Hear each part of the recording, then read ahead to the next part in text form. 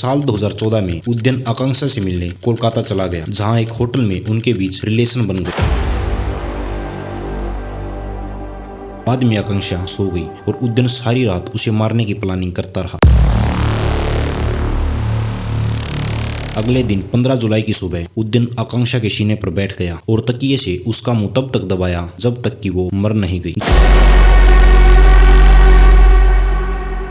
दिसंबर 2016 में आकांक्षा के परिवार वालों ने उसकी गुमशुदगी की रिपोर्ट पश्चिम बंगाल के बांकुरा थाने में दर्ज करवाई। तो पुलिस की एक टीम दीवार कूदकर अंदर घुसी तो एक कमरे में उन्हें एक शख्स मिला जिसका नाम था उद्यन दास। जब संदूक को खोला गया तो उसमें सीमेंट से सनी हुई आकांक्षा की लाश मिली। आकांक्षा का केस अब सुलझ चुका था, लेकिन कहानी अभी बाकी है।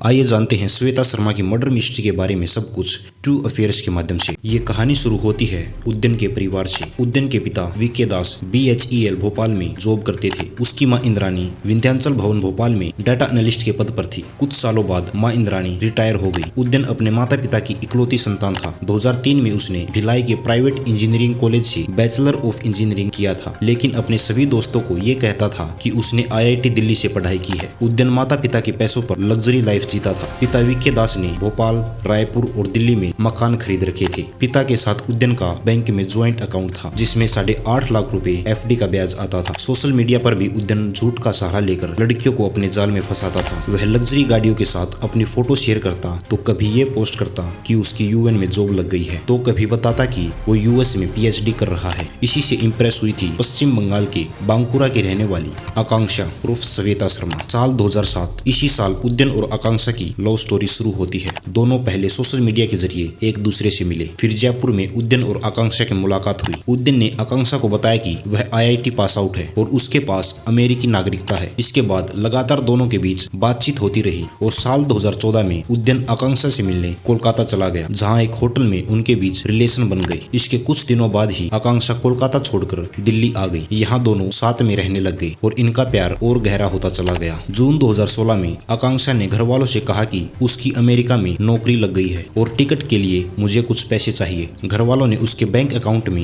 1,20,000 रुपए डलवा दिए। आकांक्षा अमेरिका नहीं गई, बल्कि उद्यन उसे अपने साथ भोपाल के साकेत नगर वाले घर में ले गया। यहाँ दोनों लिव इन रिलेशनशिप में रहने लग गई। उद्यन के घर आने के बाद आकांक्षा ने अपने परिवार वालों से मोबाइल पर 1 या 2 बार ही बात की थी और जुलाई के महीने में आकांक्षा का अपने परिवार वालों से अचानक संपर्क टूट गया। जुलाई के बाद आकांक्षा और उसके परिवार वालों की बात सिर्फ टेक्स्ट मैसेजेस से ही हो रही थी। आकांक्षा ने अपनी फैमिली को उद्यन के बारे में भी नहीं बता रखा था। एक दिन उसके भाई को फेसबुक के जरिए आकांक्षा और उद्यन की दोस्ती के बारे में पता चला। उन्होंने देखा कि आकांक्षा फेसबुक पर पोस्ट कर रही है और उद्यन उस पर रिएक्ट कर रहा है। उसके परिवार वालों ने उद्यन से कांटेक्ट किया तो उसने आकांक्षा के घर वालों से कहा कि वो अमेरिका में है। लोकल सिम न होने से वे उससे फोन पर बात नहीं कर सकते, इसलिए वह मैसेज करती है। काफी देर तक उनकी बातें हुई और बातों बातों में उद्यन ने भोपाल में अपने साकेत नगर वाले घर का एड्रेस उन्हें बता दिया। आकांक्षा के भाई को उद्यन की बातों पर यकीन नहीं हुआ। उसने अपने सोर्सेज का इस्तेमाल कर आकांक्षा के मोबाइल फोन की लोकेशन ट्रेस की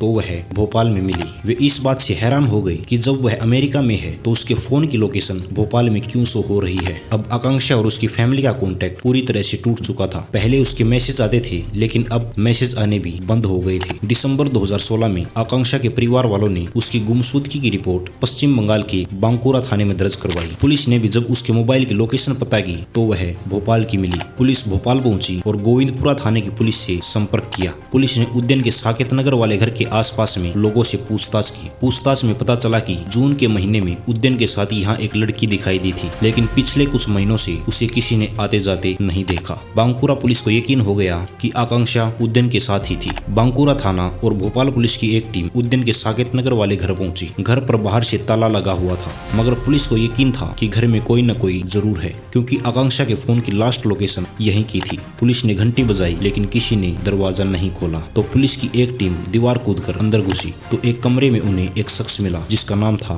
उद्यन दास। पुलिस ने उसे हिरासत में लिया और पूछताछ शुरू कर दी। पूछताछ में उसने बताया कि उसके पिता का निधन हो चुका है और उसकी मां अमेरिका में रहती है। पुलिस ने उससे जब आकांक्षा के बारे में पूछा तो वो बातों को घुमाने लगा, लेकिन जब पुलिस ने सख्ती दिखाई तो उसने बताया कि उसने आकांक्षा की हत्या कर दी है और उसे घर के भीतर सीमेंट के एक चबूतरे के नीचे दबा दिया है। इसके बाद पुलिस ने जब उस चबूतरे की खुदाई की तो 8 घंटे बाद चबूतरे के नीचे से एक संदूक निकला। जब संदूक को खोला गया तो उसमें सीमेंट से सनी हुई आकांक्षा की लाश मिली। इसके बाद पुलिस ने उद्यन से सिलसिलेवार तरीके से पूछताछ शुरू की। उसने बताया कि 14 जुलाई 2016 को ही उसने आकांक्षा की हत्या कर दी थी। ये सुनकर पुलिस अधिकारी भी हैरान रह गई क्योंकि 7 से 8 महीने बाद पुलिस ने आकांक्षा की लाश को बरामद किया था। अधिकारियों ने उद्यन से पूछा कि उसने आकांक्षा को क्यों मारा। उद्यन ने बताया कि 24 जून को आकांक्षा उसके साथ भोपाल आई। कुछ दिनों बाद आकांक्षा को उद्यन की सच्चाई का पता चल गया था। वो समझ गई थी कि उद्यन धोखेबाज है। वो ना तो IIT पास आउट है और ना ही उसके पास अमेरिका की नागरिकता है। अब आकांक्षा ने उसे छोड़कर वापस अपने घर जाना डिसाइड किया। उसने घर जाने के लिए ट्रेन की टिकट भी बुक करा ली थी।